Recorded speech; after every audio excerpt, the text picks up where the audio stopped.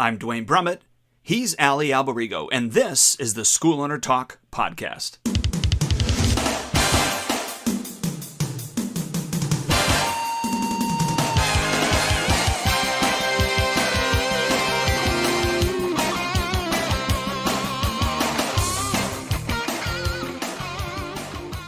Hello again, Dwayne Brummett here with Ali Alberigo, schoolownertalk.com. Happy New Year, Ali. Hey, to you as well, man. It seems like it was just yesterday that we were saying this, right? Yeah, we're right at the cusp of the new year, and now it already is. I know. Didn't it seem like the year went extra fast? For me, it just seems like it went so fast.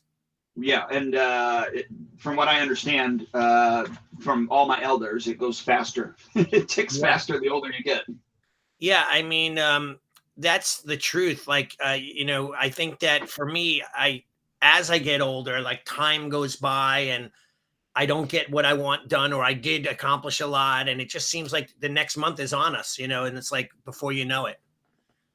Yeah, totally quick, man. And if you're not planning for your business and your personal life, and you're just letting it, hit you day by day, and you're just trying to survive, that's not a good thing, Yeah, and that's great, great segue into what we want to talk about, right? Because I've already, and I know you have, and we've planned out like for months in advance what we're doing. Like I already have seminars that are set up for the end of this month with a guest instructor. I already have people signed up. We have our awards dinner for our tournament circuit this coming Saturday. We have 350 people signed up for the awards dinner. Nice. You know what's interesting though? Like I thought this would be a slow one, because the economy and right after the holidays and so on. It is our busiest dinner ever, and people are literally dropping money like for a family of 6 and 7, like $700-800 to go to this one night 3-hour affair. So I wonder, like, and I listen to Grant Cardone a lot on his Martial Art University, and he talks about like your product, maybe that's all you need is a good product, and believe in it so much people will buy it. You can't think with that scarcity mentality. What are your thoughts on all of that?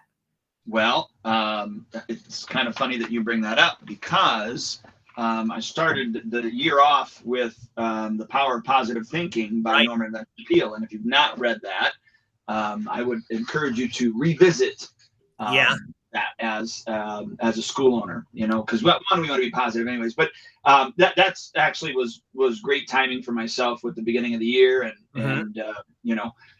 So yeah, I think that you start to create what you start to believe. I really believe that, and if you believe that things are slow and things are falling apart, you're going to start acting that way.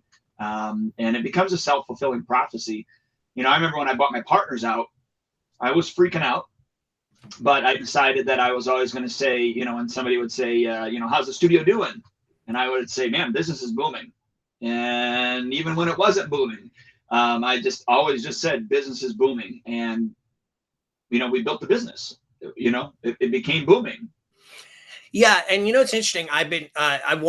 Behind me, you can see all my books on my bookshelves. I have 2 huge bookshelves, but I'm going to get rid of one so I can add more guitars to the wall, so I have more floor space.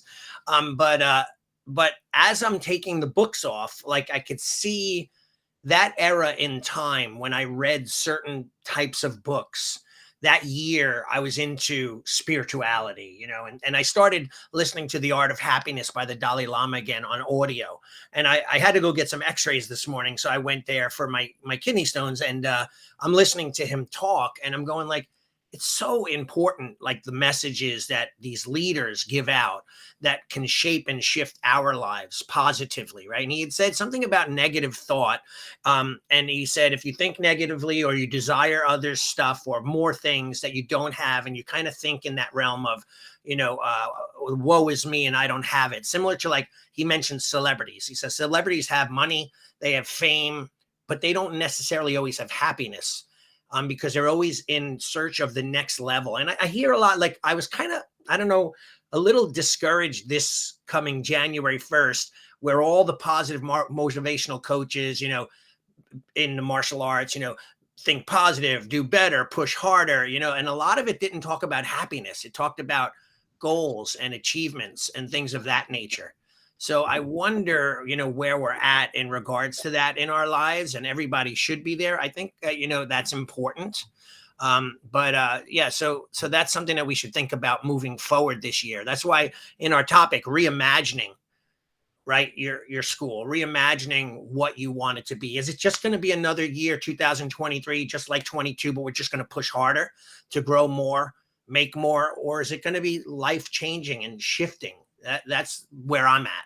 And when I was talking about the books, I could see some were business years, some were spiritual years, some were, technique, martial art years, like leadership years. Like there are all these different segments of what I focused on so wholeheartedly to get to where I wanted to go. Thoughts? Yeah, I would say that we probably all have those on our bookshelves where Right. there's those period of times. And even if it's not on the bookshelf, it was, digitally on your computer or whatever. But Right. Yeah, I love the topic that, we're introducing today with regards to reimagining, 2023 for your studio. And, one of the things that we're focusing on for 2023 is, yes, we still have, our financial goals that we want to meet. Right. But we know that in order to reach those financial goals, the connection and the relationship that we have with our clients is actually what's going to bring those financial goals to fruition. Right. And so we're kind of falling on, what one of Zig Ziglar's favorite lines is, you can have everything in life you want if you just help enough other people get what they want.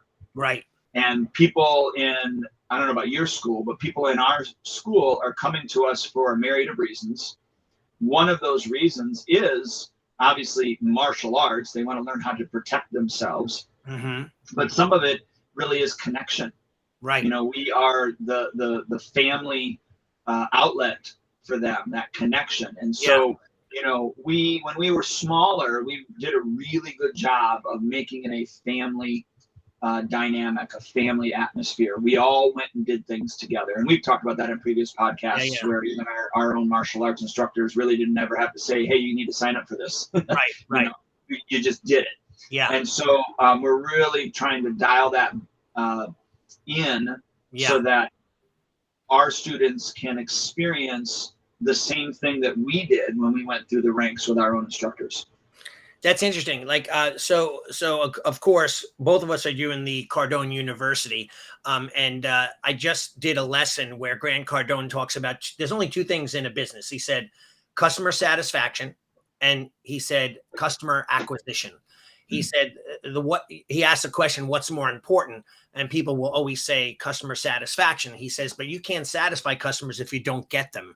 So he says the first thing is massive customer acquisition, and then having an already made customer satisfaction platform set up. Like you and I have onboarding messages and, intro, to whatever, when you get your belts. And we have a lot of different systems in place that are automated. But you're right, though. I mean, it's all about that tribal bond, that mentality that people feel connected. I know I did when I trained with my teacher. It was like a brotherhood. Like, I loved being with the group. Like it was part of my identity, like it was so cool. And even in the early days, like you said, when we were smaller, we opened up our schools. My core group was like, we hung out together. We went to dinner every weekend. We went to a movie every weekend. It was like a family, a core family group. It was an awesome thing. But it's hard to do that with 150, 250 members.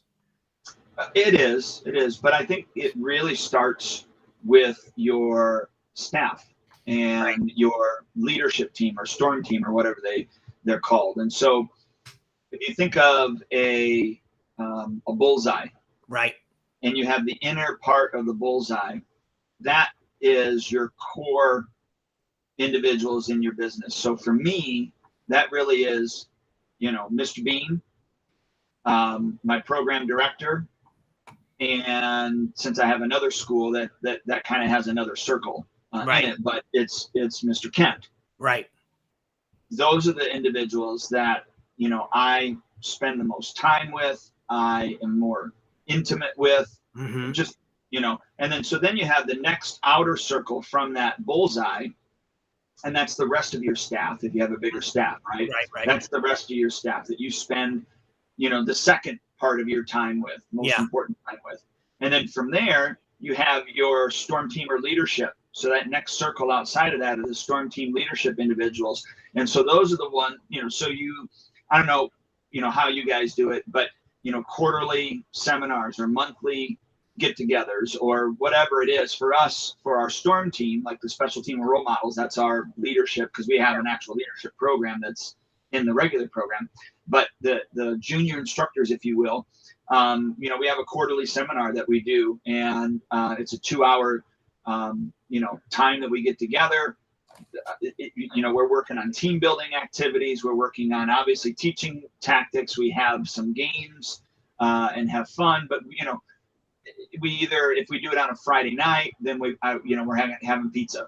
If we're doing it on a Saturday morning, then we do the milk and donuts and coffee if they're older. But that type of thing. So it's just really focusing on those circles, and then you have your for us, after that, the next circle of influence or connection even too is our leadership. So those are all the individuals that were in the regular base program that have now decided, yep, I want to be in leadership. I want to learn the weapons. I want to make a commitment to go to black belt. Right. So we have quarterly seminars for them that we get together and spend time just with the leadership individuals. Wow. And then you have your basically everybody else that's in the studio that still hasn't committed to any of those things yet. Right. And you spend less and less time with them. So meaning the farther up the ladder, and I don't mean necessarily rank, although that is true, we should be developing a deeper and deeper relationship with our clients and our students, during that time period, if that makes sense. It totally does. And I remember doing a seminar way back when for member solutions, and I spoke about different levels. Like when you're a school owner, you grow to 0 to 30 students. It's kind of easy to know everybody's name and what they do and the parents. And you're, like you said, that intimacy of that small core group. And as you start to grow, I equated it to like, you have a little family, and then you have an extended family, and then you have a town where you live, and then you have a city in which you live, and then a state. Like as you grow in volume with students, like the amount of students you have, it becomes more and more difficult to communicate with them. And I think it's important too that we understand that certain people will feel that way as well. They see a lot of students, they know that they're a part of what you do, but they may not believe that there's a true personal connection because you're so busy. You probably hear people, they go, hey, I don't want to bother you. I don't want to take up your time. I don't want to pester you with this question. And I always say, I'm always available, to talk to anyone. That's why, by the way, I do this, but you don't do that. But I leave on my voicemail at my school, I have my cell phone number. I'm like, if you need to talk to me, just reach out to me on my cell, text me on my cell. And then we also have, of course, on Spark, we have our own Spark dedicated text line as well. So I try to give everyone every avenue. And you know what, to be honest, there are still people that say, I try to get in touch with you to cancel my membership and I couldn't get, I'm like, how could you not get in touch with me? We have every avenue of communication in the modern world available at your fingertips, right? And it says it, I called your office, no one answered. It says, call my cell phone. Text me on my cell phone. You could text me you could message us on Facebook. Like there are a million different ways, but we want to make them feel comfortable, like that they're not bothering us, that they do have our ear and we care. And that's super important. That's how you grow in mass and communicate in mass to the majority of your clientele. Yeah. Well, and I think the other thing too, you don't have to be the one that does everything, meaning that you're the center of everything. And I like what, I kind of take this concept from how God handled Moses. And what I mean by that is Moses couldn't, handle everybody, and so what he did was he said, hey, I want you to choose some individuals and we're going to make them in charge of, so basically delegating is what it came down to be. And so I look at the same thing. I have individuals that I can delegate certain things to. When you do that, though, look at your parents or your staff or whatever. Look at their strengths. Try to pair them up where their strengths are at. Hmm. So for instance, I did a really good job back in the day when we were introducing weapons into our leadership program. We Right. had barely done weapons prior, but when we were really starting to introduce weapons into our leadership program, and luckily, fortunately, I found that like for Mr. Bean, he really gravitated toward the sword. So I gave him more time. Not that he wasn't learning the other weapons, but I gave him more time with the sword, and then I basically put him in charge of teaching sword. Right. Same thing with bow staff. I had Mr. Cook. He really just gravitated towards the Right. bow staff, and Right. so we made sure that he was trained in that. And then he would, be in. So they all had their own niche, and they were able to help out the students in that way. So Yeah. when you're going to delegate those type of things, whether it's parties, um, you know, instructional things. Yes, Mhm. everybody needs, like, all your staff needs to know how to do it, but you're going to have ones that are more passionate. And so Yeah. why not put those individuals in charge Hmm. of those passion projects, if you will?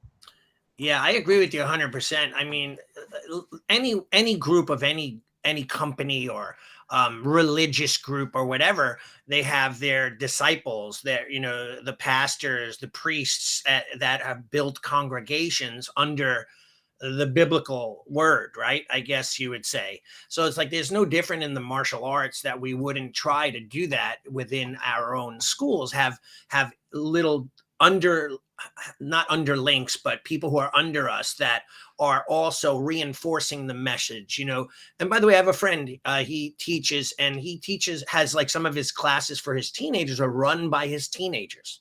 And then I have others that say, nah, you can't do that. You can't have a teenager run a class, And he said that the parents and the kids prefer it because they connect deeper with that kid in their peer group and they look up to them rather than, oh, I look up to Mr. Brummett, but he's old and he's an adult, but I look up to Johnny who's in high school and he doesn't do drugs, he doesn't drink, he's able to stay on with good grades. I could do that, right? So we have to really choose our people well because it could have massive impact on our schools.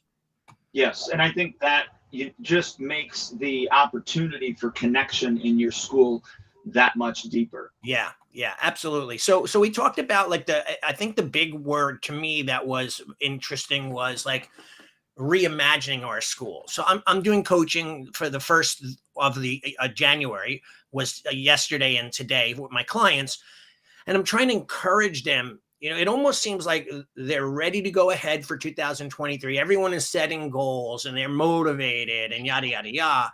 However, they're just kind of doing the same thing with a little bit more energy in the beginning of the year.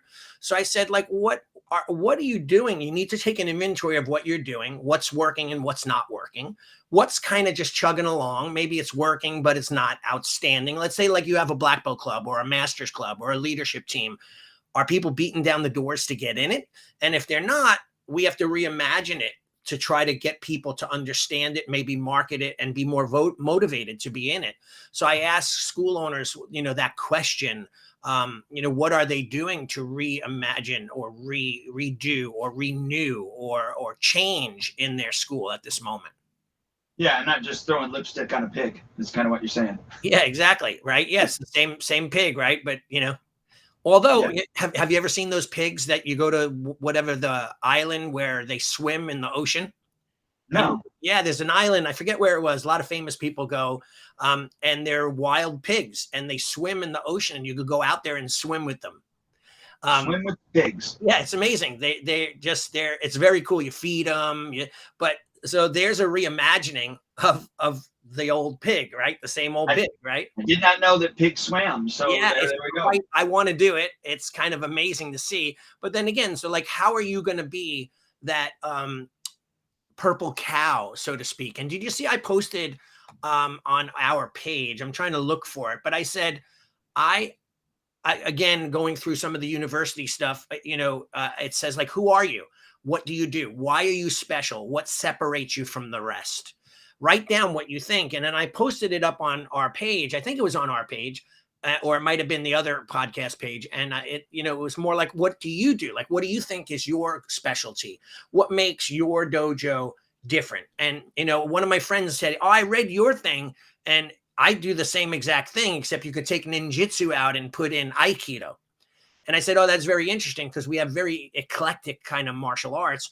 But would the Taekwondo guy feel the same way? The MMA guy, the Brazilian Jiu-Jitsu guy feel the same way? Is his school in his mind unique enough to separate him from the crowd in his mind? But in reality, for the client, do they have a choice of 7 different schools within a 2-mile radius that are all, in their opinion, the same? So how do we reimagine who we are and separate our brand and our what we offer from everyone else, or at least point that out so people understand it? And I think that most of us have probably heard that, we need to understand, who we are so that we can then attract the individuals that we actually want in our school. But to your point, have we ever done that work? Right. To really sit down and, who am I? What differentiates me from everybody else in this town? And is that marketable for the individuals that I'm really looking to get? And then if it is, how do I convey that to those individuals so that, I am the one that becomes attractive to them. I attract them to me and my brand. And that's really good what it comes down to. Yeah. Or attract a certain segment of the population that connects with your brand. So for example, your school is hardcore, pit fighting, street fight, like that vibe, old school or whatever you want to call it. You go in, the dojo has that smell of workout, the pads are all worn. Will you attract that type of clientele that likes that? And that's fine because there's enough of them out there. If you know how to market to that group, that will probably come to you. And then, or are you that pristine dojo, the marble floors and everything is, sprayed and you could smell Windex when you walk in and everyone is ironed and, that's another segment. And do parents want that for their kid? So you got to figure out first who you are and what you want to be this year. And then how do you increase awareness of your brand, right? And what you do. And I think most schools are not sure of that. We fit into the martial art brand, but do we fit into our own brand within the martial arts that people go, yeah, I'd rather go there. Like, I think I might've said this the last time. I had a parent in my lobby who travels from like 35 minutes to get to my school, which is quite far in my area. And they said that to another parent, and the parent said, oh my God, why do you travel that far? There's probably 10 schools right around you. And the whole lobby was listening to that comment from that one mom. And she wasn't being facetious or mean. She just didn't understand the concept. Like, why would you travel that far? And he said, oh no, he goes, I've researched ninjutsu and Shion Ali, and I only want my kid to train under him. He said, I would travel an hour to have my child train. And she goes, really? He goes, yeah, he's one of the best. And his team, blah, blah, blah, all, tooting the horn. And she's like, I didn't even realize that. I just joined the school because it's around the corner from where I live. Like, so are we doing a good enough job to get people to understand why we have what we do special? And I think that's a very big thing that we should really focus on in 2023, separating yourself from the group. Yeah. That brings to mind that, if you have a connection with past students and past parents, this might be a positive thing because of what has come out of COVID. But most people, or more people, I should say, are okay with being on a screen. Right. Like Zoom and those type of things. Potentially you could talk to those individuals and do a Zoom interview with them on, it's been 10 years since you've been in my school. Right. What has benefited you from being here? Yeah. And then kind of just flesh that out, come up with some questions, but, kind of flesh that out, give a little background to that person, how you know them, who they are, and then, how the martial arts has affected them all the way down to 10 years later or whatever it is. Right. Yeah. Like I have a card. I took a copy of the card that was given to me. Let me try to find it. If I saved it, I know I put it on my phone, but anyway, one of my teenagers, he's 15. He's been with me since he's like 4, gave me a gift for the holidays. and he gave me a card with it. And I took a picture of the card because I'd like to post it, but I also want to ask his permission because I don't want to embarrass him because he's at that age. But this is what he said to me, which I thought was just really cool. And my wife saw it too, and she said, wow, he wrote, thank you, dear Shion. Thank you for, I got to put my glasses on here. This is terrible. Thank you for absolutely everything you have done for me, my family, and I over the past 11 years. You have changed my life for the better. I'm not sure where I would be without you and the dojo. Merry Christmas. And then he writes love and his name. Like, so I saved that because, you know, he's kind of a funny kid. Like he's a troublemaker in school. He's always getting detention. So he misses his days at the dojo because his parents punish him. When he's at the dojo, he's a smart aleck, but he's respectful, but a smart aleck, always causing something. He's always getting yelled at, you know, every single day. But it's been so impactful to him, the martial arts. So like, I want more of that. And I might just delete his name out and put it up anyway and post it.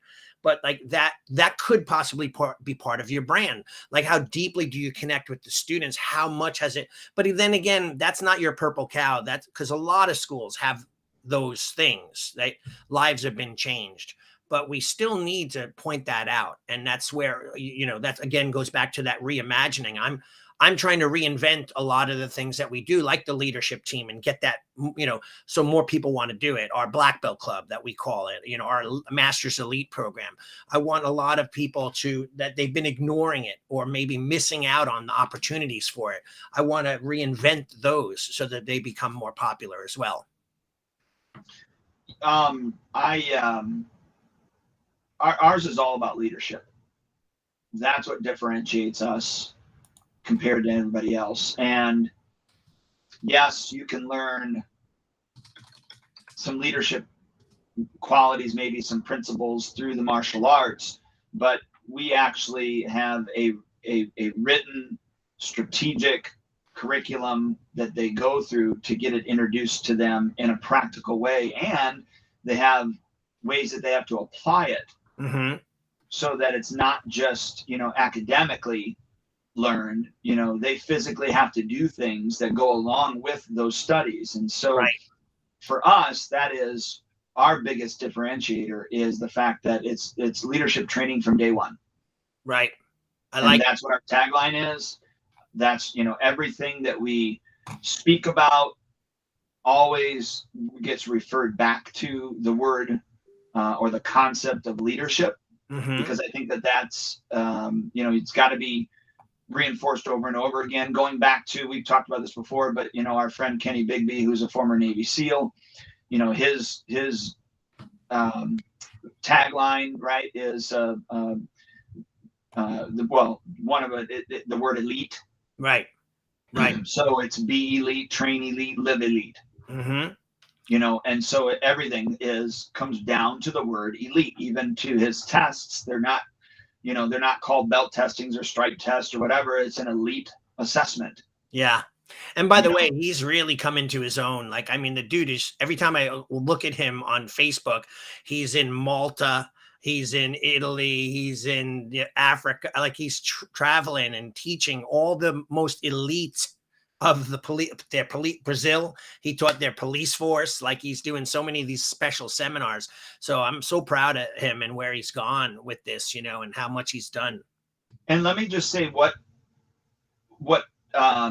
coming up with his brand and who he is and who he wants his studio to be and the individuals that he wants to attract, he's actually set up like an introductory lesson or courses, whatever, that the student has to go through. And basically in that, yes, you're finding out as a student if this is something you want to do, but more importantly, through that, you know, elite process, they're finding out if they want to even allow you to come to the school. Right. So there are individuals that he actually says, you know, hey, look, I'm sorry, but, you know, I don't believe that your son or your daughter is ready for this yet. Right. You know, you can come back in 6 months and we can try the elite assessment again and see where they're at. But I'm just throwing the word 6 months out. I don't know the Yeah, yeah. time frame. But what I'm saying is he's put systems in place to really make it elite. And you know, it's interesting too. Like, I think that sometimes I don't think, I hate when I say I think, because I kind of know what I want to say, is that people will come to our school and they'll join. Parents will sign up, and we interviewed someone else, and Sensei Anthony Arango, and he had talked about it. He goes, it's not just a commitment that the parents are committing the children; they're committing themselves. And quite often, it's just another checklist on their, hey, we got to bring Joey to karate. Check. That's Tuesdays and Thursdays at blah blah blah. And then they have a series of checks that they do all week long. But they never really say, okay, I'm going to really commit to this. And that's why sometimes parents say, well, they don't even practice at home, or they don't, let's say they did an instrument. They're not practicing their instrument. Well, are you giving them some sort of routine? Are you teaching them when to do it, when not to? Are you sitting with them? Like, I used to sit with my daughter, believe it, it was torture at times when she was playing the flute. And you know how that could sound when they don't know the notes. And I would go, oh my God, that was really good. Just work on this and work on that. But I would be there with her in the room, or I'd be in my office and I'd yell out and say, oh, good job. That scale was awesome.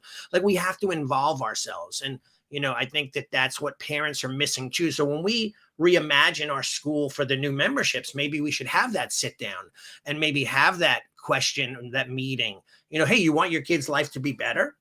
We can help you with that, but you have to do this. You have to commit to that 2 days a week at least. And communication. Like, it's funny, in the early days when they first joined, parents communicate with me all the time.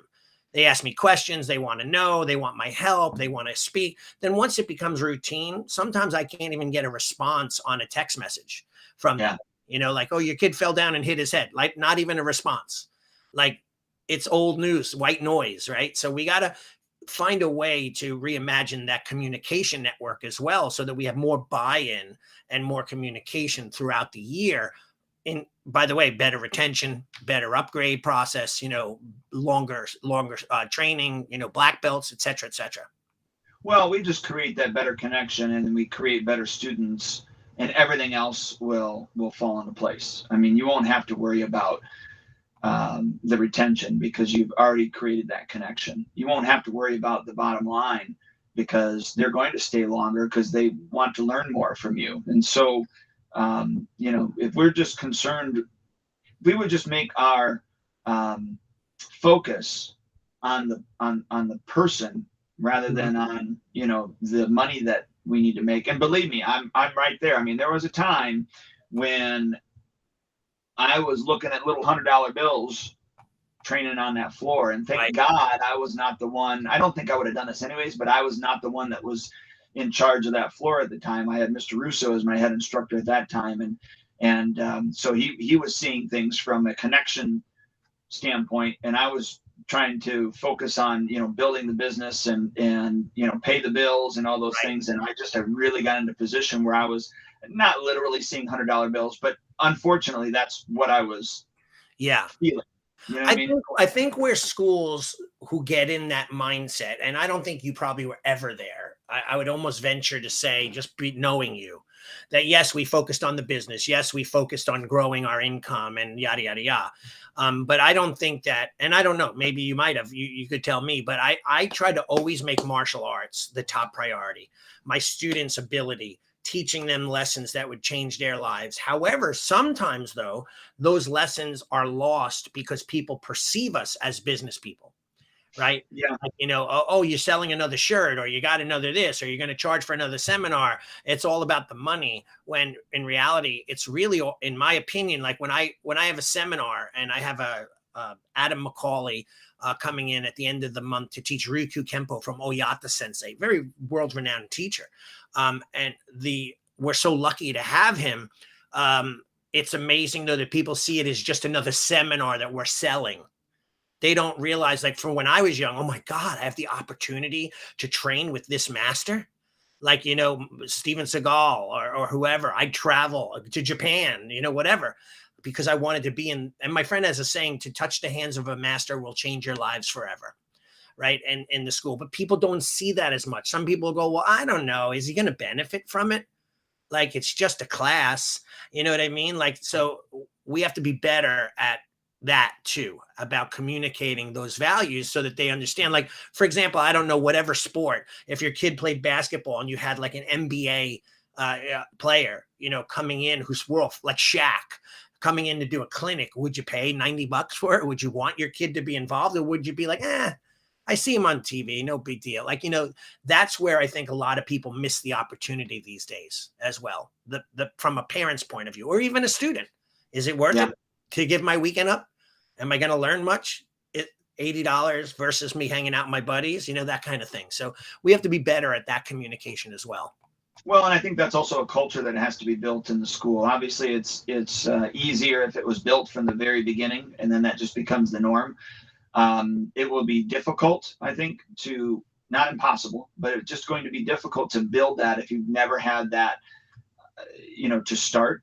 And so you just have to keep it going, even if you only have one or two people show up, and then you've got to talk it up, and then you got to do the next one. Then you have 4 or 5 show up, and you got to talk it up, and a couple of years down the road, you might actually have 50. You know what I mean? And it's how you present it, right? It's like, when Biden was doing speeches back in the day when he was running, he'd have like 11 people in the audience, but the way they camera angled it, it looked like it was crowded.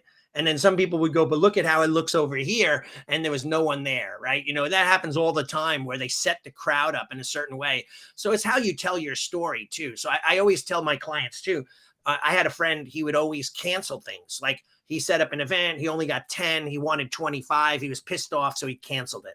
I go, you're never going to get those 10 people to come back because they're not going to sign up because you've canceled on them twice. I go, run the event. So what? You don't make money. So what? You lose a little money. So what? Just do an event that's people are talking about and tell everyone to tell everyone else, that kind of thing. So it becomes, it's buildable. It's like a snowball. You pick up a little bit of snow as you roll it downhill until it gets so huge that it moves on its own. And that's exactly what you just said. A few years later, you got 50, 60 people attending these events.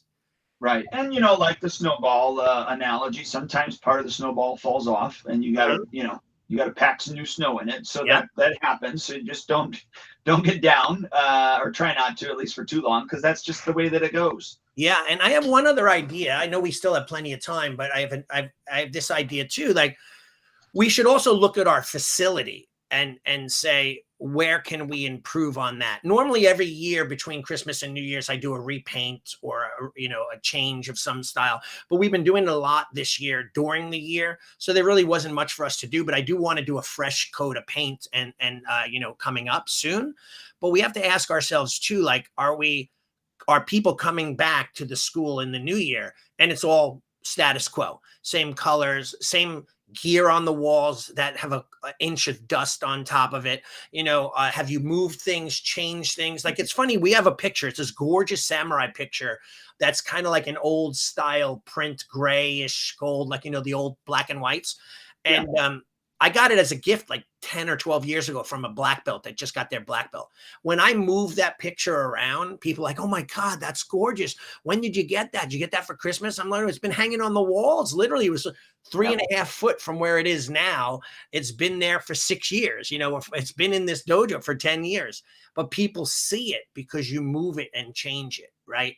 And I think that that's important, so that we should look at our facility. And by the way, if you have a brand new facility, you have nothing to do.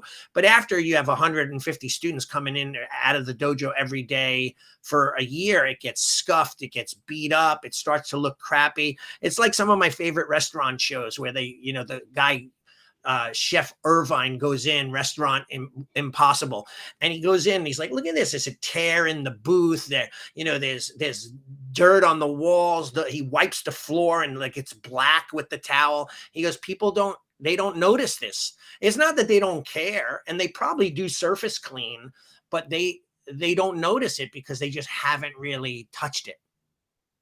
Yeah, well, that reminds me of Rudy Giuliani's the broken window theory. Right.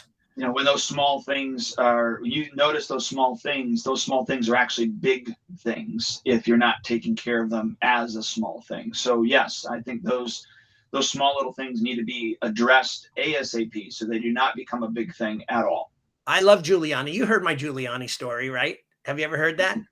No. I said I'm moving my books, right? So I'm keeping all my signed books. So I have a book, Giuliani's Leadership, right? So I'm going with my ex at the time to we're going to the city for the holidays, and I have a backpack and I have his thick book in my backpack and I'm reading it, and I turn to her and I go, I really want to meet this guy. And right as I say that, it says, "Oh, Penn Station, that's our last stop." And we get off and we walk around and we go into Macy's. I'm like, I really would like to meet Mayor Giuliani. No joke, dude. I turn the corner and boom, we literally bump face to face into each other. Oh gosh. I swear to God, like we bumped and backed up, and I get, oh my God, and I reach into my backpack to grab his book, and security, like 4 security guys, these monsters that were nowhere to be found, were like on me, boom. And I'm like, no, no, no, no. I have your book. I just told my wife at the time that I want to meet you. And he's like, okay, I'll sign the book. And he signed my book. I said, can I get a picture? He's like, no. And his security team whisked him off. But it was the funniest story. And it was like, serendipitous. Like you think like what you think about comes true when you really put a positive mindset to it. Of course, that's a little bit extreme, but yeah, it's kind of interesting. But that book was amazing. And he talked about, a very good book. Yeah, talked about like those improvements. When people walk in and they see your facility smells nice, looks nice, you moving things, changing things, it reinvigorates them a little. It's not like the same old, okay, I'm here again, let's just train some more. Well, we did such a last year, meaning 2021 going into 2022, we did a major rehaul. Yeah, yeah. And so we had people going into this year going, all right, what's the next thing you're going to do? Yeah. Yeah, what can you do to beat that one, right? Right. Well, we did fresh coat of paint, like you said. I mean, we cleaned from head to toe. We clean anyways, but I'm just saying we did that again, and we did a fresh coat of paint. So right. It's interesting too. I forget where I heard this, probably Grant Cardone or one of the books I've just recently read, but he was talking about like, people that are like, for example, our services, we offer X, and sometimes if people don't fit into the X mold, we just sometimes just let them go. Like, so for example, he talked about, every morning I would go, oh, it's a different guy. I forget his name, but I saw it on Facebook. He goes, every morning I'd walk into the mom and pop coffee shop because I want to give them business. And I'd say, he was lactose intolerant. He says, do you guys have soy or almond or oat milk? They go, no. He go, okay, I'll see you soon. Hopefully one day you'll get it. And he'd go across the street and buy his Starbucks because they had all that stuff. And he said he did that for like every day for like a year. And they never bothered to get what they needed. I mean, if he was just one of many that were walking out because they just didn't want to get it. I remember when I used to go get a bagel every morning and I'd ask for it. Eventually the woman who worked behind the counter would bring her own soy milk in for me. Allie, I got soy milk. I brought it from my house. And I would go to my diner and I can't drink coffee there because they don't have soy milk. So I usually have tea with no milk, but that I had a waitress that would bring me in soy milk and keep it for me. And so you go every Wednesday to that diner. Yeah, and she personally went out of her way, but that got her a better tip. We love her to death. We don't want any other waitress at our table. So it really all depends. So how can we as school owners, make sure that people are getting what they actually need? Like, for example, a mom texted me last night and said, oh, I see that you have Tuesday on the schedule for our kids now. I'm like, ma'am, that's been there forever. She's like, no, we never had Tuesdays. But what happened was her little kid didn't have Tuesdays when he was a little warrior. He's moved up to mighty warrior, and now Tuesdays are available. But she just assumed for her kid, Tuesdays are out. So now she's like, oh, I didn't even realize. That's amazing. Now I could come Tuesdays and Saturdays, like that kind of thing. So it for her, it opened up a whole new, whole new dynamic for her. Yeah. And then I don't know about you, but I look at that and I go, okay, so how can I make sure that I articulate, that these are options now when you move up? Like, that's just how I look at those things, right? Yeah. Well, you have, which is kind of cool. Every time a person gets promoted from beginner to white belt, white to yellow, yellow to green, we have a 3-step automation that goes out to them. The first one is, congratulations, you did such a great job on your test. This is what you have to look forward to. This is the gear that's now required. And here's what your class availability is. So that's in our automation so that it does communicate. Now, by the way, some people don't ever even open those. I'll get a text message. Can we do this? What do we do here? And I almost want to say, listen, we sent you the thing. Just read our stuff. It would save me so much time. But I spend the extra money and follow up with text messages. So when in an automation like that, when I send an email that is pertinent like that, I also send a text saying, hey, we just sent you an important email. Please take a look at it. That's what I do too. Email went out yesterday, or I'll do it like an email 5 minutes later. We just sent you an email. Did you get it? And by the way, a lot of times people don't get the email. It went into their spam folder, or we had a letter I instead of a one, like little things that you might have typed in wrong or they typed in wrong. And we think that we're communicating when in reality, they're not hearing a word we're saying, not because they're not listening, but because something fell through the cracks. So that's why it's great, like what you do, follow up with a text message just to make sure. And by the way, they might get the text and go, yeah, I got to read that. I saw it come through. I'm not going to hit delete. And then they get great information. So I think that's how you and I have become much better through this onboarding process. And by the way, that book we both read called Upstream. Yeah. That was one of the most impactful books I've read in a few years. For me, is like looking upstream to find out what may go wrong and take all those things and now educate them before it happens preemptively. I just wasn't smart enough to write the book before he did. I know, right? There you go. Because I feel like that's what I do in my business. I mean, I didn't do that in the beginning. I was just, in the day to day. Yeah. But then as I learned how to be a business owner, I was looking at, okay, what potentially can happen and how can I actually solve that problem before it ever becomes a problem. And I guess I learned that one from, being with, learning marketing from Dan Kennedy and some of these other people with regards to, creating the conversation that's already going on in the person's mind. Mm-hmm. And then when you're writing a sales copy, that's sales copy. You've got to make sure that the conversation is already what the conversation that person's having in their mind. And one of those conversations is, yeah, but, or what if? Yeah. And so you're always, trying to solve those or answer those questions before they become a problem. Yeah. And so that's the whole upstream thing, is when you're looking at your systems and those type of things, really look at what Ali said and look at what potentially could be happening, how to communicate so that they don't happen, or put things in place so that what you want to have happen actually does happen with the least amount of ability. Yeah. And you know what's interesting too, like we had said, maybe they're not getting the email, maybe we have a wrong text message, but sometimes maybe they're just not in the habit of looking at your stuff, right? So they have so much, they're inundated with so many things, but they have to have a folder for the important things, right? So the more we can educate them on why it's important for them to just listen. Like I had a mom, she really, I have to be honest, she really pissed me off to the point where I didn't like her. And now she just came to me Monday and we kind of made amends. She apologized, but she wrote me an email that was nasty. Like, stop sending me emails and text messages. It's like borderline harassment. Take me off the list and yada, yada, yada. And it was just messaging on, we have class today. We're doing this tomorrow, yada, like regular stuff.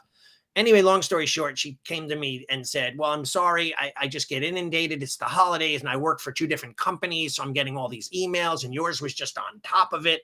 And I said, okay, you want me to keep going? She's like, yeah, now everything's calmed down. Just continue emailing. And I apologize, but it was like one point where I was like, okay, I'm not going to communicate with her. When we're closed, let her show up for class. I don't care. I'm not going to remind her. But sometimes people are just so overwhelmed with not only us, but the school and their sports and their lessons, whatever.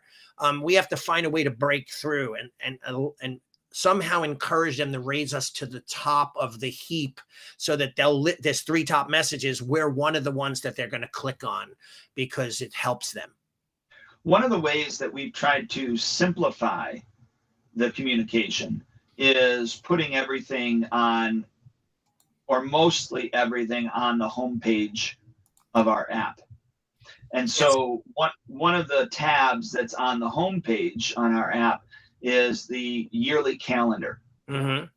And inside of that yearly calendar, there's a couple of different things. One is we have an actual image that you can kind of blow up if you pinch out, Yep. And that gives you everything from School closings and school closing holidays. to holidays to everything else like that. But then we also have a Google Calendar. And if you subscribe to that Google Calendar, all of the important dates will go into your phone.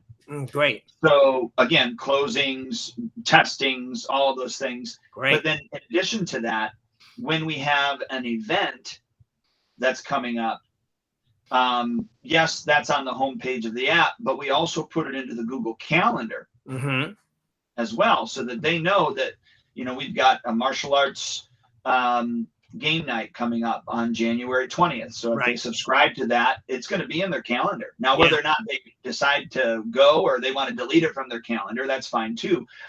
But we always point them to the app to answer questions. So for instance, I had somebody, because we were closed for 2 weeks, and they were fairly new, they messaged us through the app and said, hey, when do you reopen? I don't see it in the app. Well, on the homepage, if they'd have just scrolled down one more, it would have had the yearly calendar, or two more, and it would have had the yearly calendar. And I said, it's on the homepage of the app. Well, first I answered the question. We reopen on January 2nd. Right. It is located, just so you know, it's located on the app. Currently, it is the 4th tab down. So if you scroll down, you'll see the yearly calendar. Right. And then you'll be able to, in the future, look for those things as well. Hope this is helpful. That was it. Yeah. So sometimes I really believe don't just answer their question, but politely educate them for the future. I do it all the time, and I have to hold myself from being sarcastic. Like, don't you read? Like, like we had so many people. We have this dinner Sunday. So many people knew the deadline was January 1st. We sent out tons of emails. January 1st is over. January 2nd, can you sign me up for the dinner? I'm like, no, we've done everything we could to let you know that this was the deadline. You missed out. With that dinner, we had to tell the hotel ahead of time. We couldn't squeeze people in, but sometimes I want to be able to do that and say that to people. But you're right, though. You have to answer that question. I came up with something for my new people that come for a 1-month free trial. I have a thing called the Quick Start Guide. And I hand them I used to have a Welcome to the Family package, this beautiful 17-page, full color, like a car manual. When you go look at a car in a dealership, it's beautifully set up. And I bought thousands of them, and I still have thousands left, right? So I now give that out with a little sheet of paper that's called our Quick Start Guide. And I hand it to them. And it, how to sign into the app, what they should be looking for on the app, the important information, reading and staying in communication. And this is physical. It's a physical thing when they come in, and I hand it to them. But I just wrote a note, put the quick guide. I just wrote a note, put Quick Start Guide on app. That was something I want to have it on there as well. But I wish I had one to show you, because our manual is gorgeous. Summer camps, seminars, blah, blah, blah. It's in this beautiful manual. But the Quick Start Guide is good. Like, I almost sometimes people read it and beat me to it. They're signing up on the app. They're already setting up the schedule. They're already signing in. They're watching videos. Because on my app too, I have a section that has a belt tie challenge. So the kids are like, how do I tie my belt? I'm like, well, let me show you once, but here's the videos. And I show the parents on the app. There's 4 different ways, 4 different views, 4 different scene areas where you could learn how to tie your belt. So like, those are things like you and I would tying belts. So now it puts the onus on them a little. But the Quick Start Guide has been a big help for brand new people, because a lot of the questions that they are having is in that first page. And it's not a lot. Like, I had one that was 2 pages long, and I cut it down. Like, I wanted to make it like 15 bullet points, and that was it. Someone wrote, I love that idea. Can you share those guides so we can get some inspiration? I wish I could attach a photo to this and send it to you. I'll inbox you, Paul. And anyone else who's interested, I'll inbox you guys. I'll message you on Messenger, and I'll send you the copy that I have.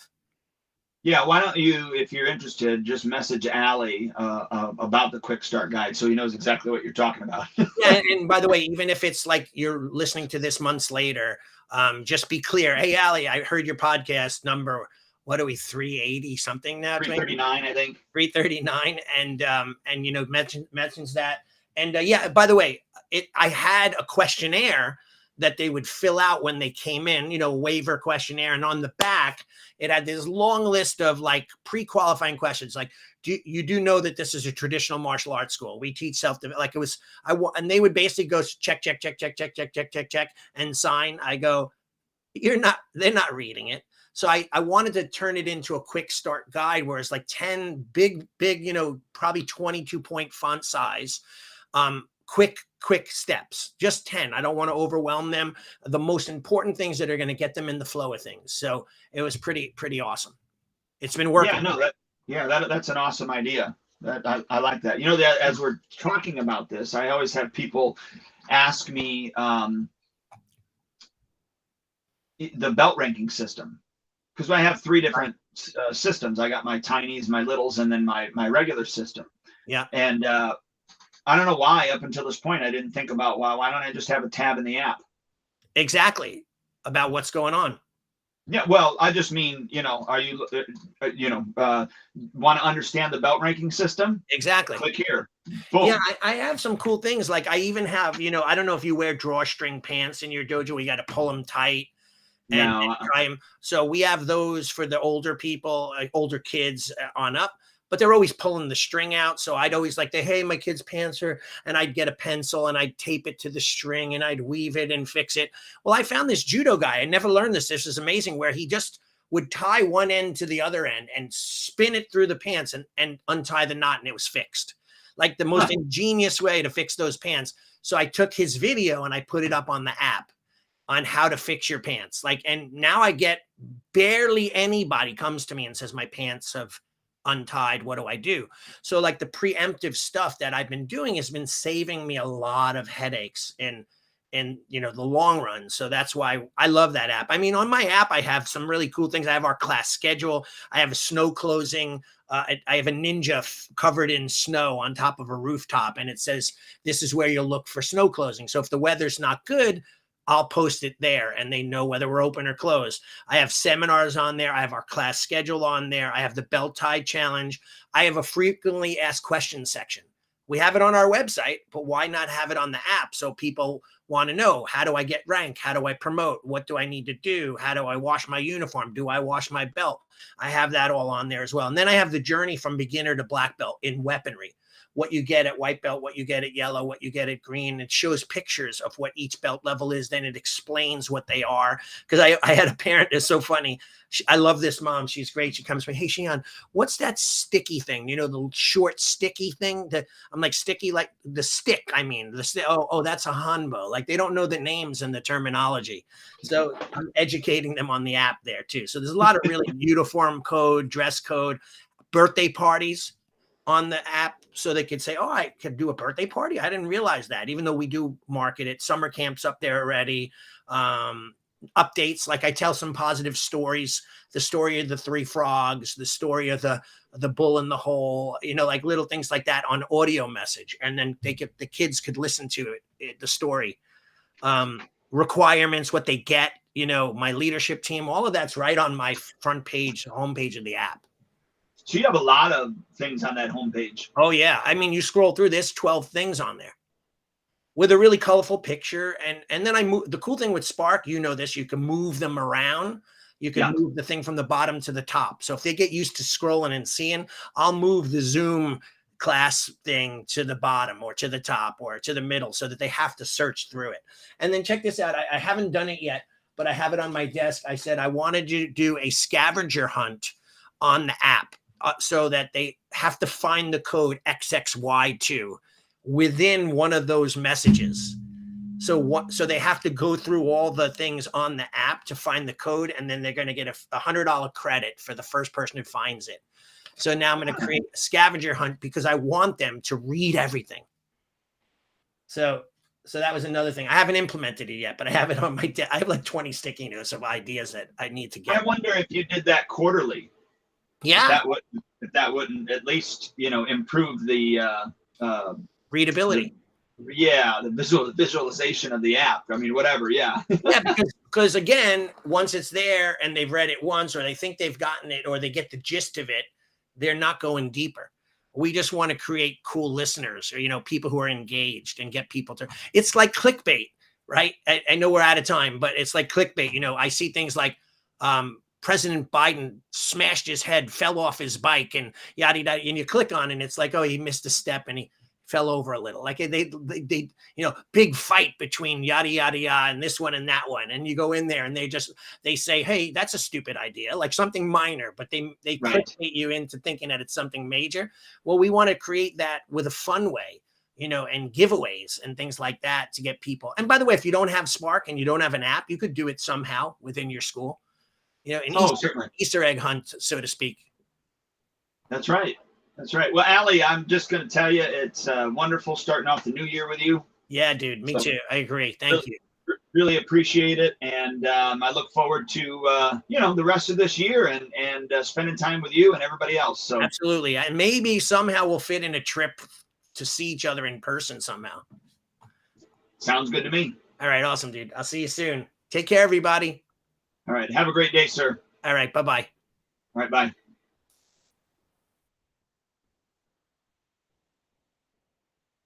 Thank you for joining us for another episode of Martial Arts School Owner Talk podcast. This would not be possible if it weren't for the support of our amazing sponsors. Please check out Elite Insights for all your website needs.